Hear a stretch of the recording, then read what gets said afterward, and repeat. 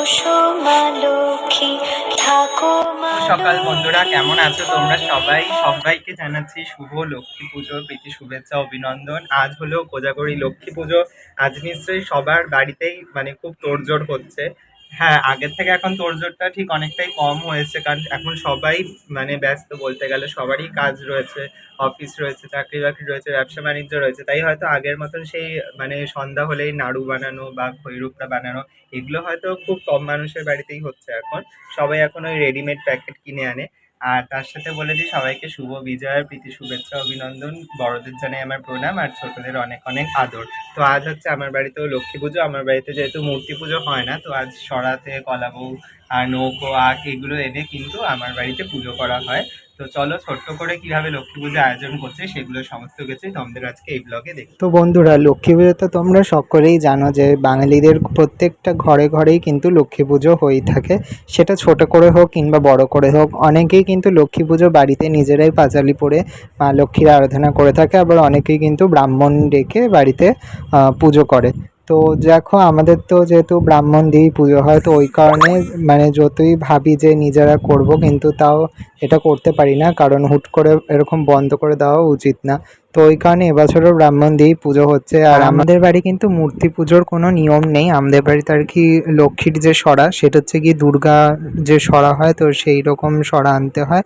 তাছাড়া আমাদের কলা বউ, তারপর হচ্ছে কি নৌকো আখ, এগুলো সমস্ত কিছু দিয়ে কিন্তু পুজো হয়। তো এক একজনের বাড়িতে এক এক রকম কিন্তু নিয়ম কানুন রয়ে থাকে। তো কারো কারো বাড়িতে মূর্তি, কারো কারো বাড়িতে সরা, কারো কারোর বাড়িতে আবার দেখবে ধানের যে ঝাঁপি হয়, তো সেটাও কিন্তু পুজো করা হয়ে থাকে। তো আমার তো যেহেতু সরায় পুজো, তো ওই কারণে হচ্ছে গিয়ে আমি লক্ষ্মীর সরা কিন্তু 2-3 দিন আগেই কিনে রেখেছি। আমরা মেনলি হচ্ছে দশমী যেদিনকে ঠাকুর বিসর্জন হয়, তো সেদিনকে মা দুর্গার বিসর্জন দেখে তারপর কিন্তু বাড়ি ফেরার পথে আখ আর তার সাথে লক্ষ্মীর সরাটা বাড়িতে কিনে আনি। আর কলা বউ, তারপর হচ্ছে কি নৌকা, এগুলো তো পুজোর আগের দিন কিনলেই হয়ে যায়। কিন্তু লক্ষ্মীর সরা আর আখ বরাবরই আমি ছোটোর থেকেই দেখে আসছি, আমাদের আর কি দশমীর দিনকেই বাড়িতে আনা হয়। তো এটা অনেকেই এরকম করে, কারণ তোমরা দেখবে যেখানে বিসর্জন হয় অনেক জায়গাতে এরকম রাস্তাঘাটে কিন্তু আখ, তারপর ওই কদম ফুলের মালা, যেটা আর কি দরজার সামনে টানাতে হয়, তো এগুলো সমস্ত কিছুই মানুষের বাড়িতে সেদিনকে কিনে আনে। আর খড়ি মাটি তো এখানে ভিজিয়ে রেখেছি, দেখতেই পাচ্ছ। খড়ি মাটি বা চালের গুঁড়োর আলপনা ছাড়া কিন্তু লক্ষ্মী পুজো সম্পূর্ণই অসম্পূর্ণ। যতই হচ্ছে কি তোমরা ফেব্রিক কালার ইউজ করো কিংবা এখন যা রং বেরিয়েছে সেই সমস্ত রং দিয়ে তোমরা আলপনা আঁকো না কেন, ওম গঙ্গণসায় নমঃ শম্ভুশিরসৌমকরণং বন্দে শৈলসুতং সিদ্ধিদাতা। তোমরা সবাই তো জানো যে লক্ষ্মী পুজো আর কি সোমবার দিনকে, অর্থাৎ 6 তারিখে সকাল 11:30 থেকে পূর্ণিমা তিথি শুরু হয়ে গেছে। আর পরের দিন মঙ্গলবার দিনকে 9:30টার মধ্যে পূর্ণিমা তিথি শেষ হয়ে যাচ্ছে। তো আমরা হচ্ছে আর কি সোমবার দিনকেই করে নিলাম পুজোটা, কারণ পরের দিনকে ওরকম সকাল 9:30টার মধ্যে প্রচণ্ড তাড়াহুড়ো পড়ে যায়। তো সেই কারণেই দেখো সকালবেলা আর কি সমস্ত কিছু জোগাড়যন্ত্র করে সব নাড়ু, খইয়ের মোয়া সব কিছু থালায় সাজিয়ে, ফল কেটে ঠাকুরের সামনে দিয়ে, তারপর হচ্ছে গিয়ে কলা বউ স্নান করিয়ে, কলা বউতে নতুন শাড়ি পরিয়ে সমস্ত কিছু পুষ্পপত্র সব কিছু সাজিয়ে নিয়েছি। নিয়ে কিন্তু লক্ষ্মীর পাঁচালি পড়াও হয়ে গেছে, আর ঠাকুরমশাই আর কি পুজো করেও তিনি চলে গেছেন।